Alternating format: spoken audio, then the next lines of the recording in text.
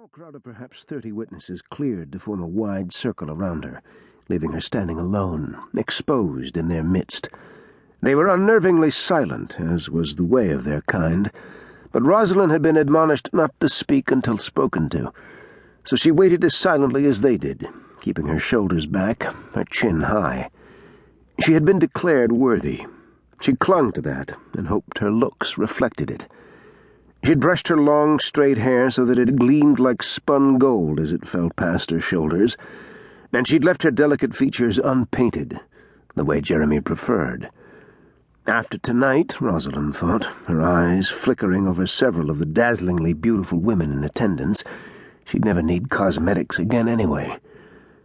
Vampiric beauty was incomparable and eternal.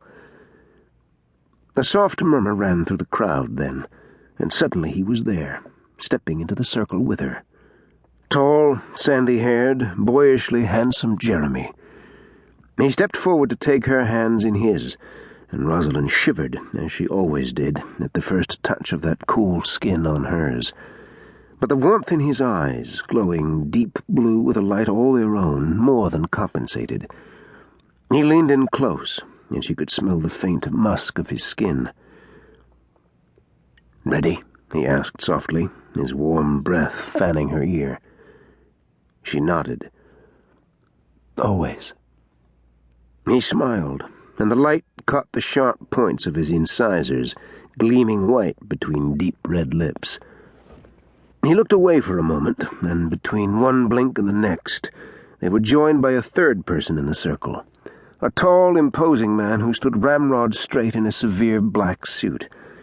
His expression was solemn, and when he spoke, his voice rippled through the air with a power that signified great age, though he appeared no older than 40. This was the master of the ceremony, one of Arsinoe's trusted emissaries sent to oversee and verify the ancient ritual.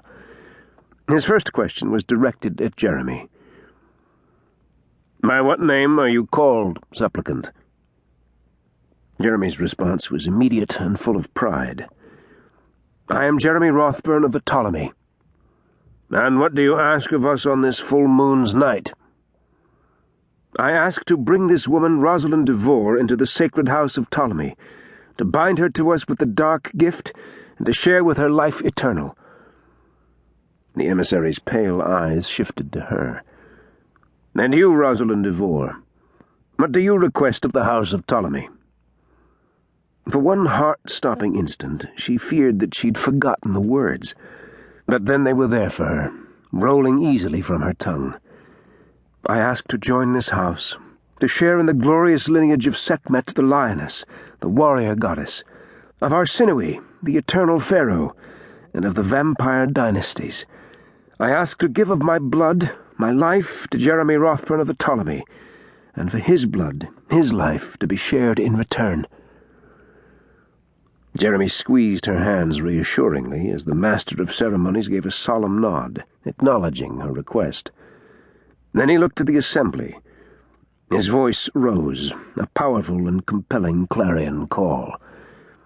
"All you gathered, keepers of the dark flame, honored bearers of the blood of the goddess, you have heard the petition. What say you?" The resounding "aye" had Rosalind's heart soaring. This was it. She'd been accepted. There was only one thing left, though the final barrier was the most frightening of all, because she would see death before they were through, if only to turn away from it forever.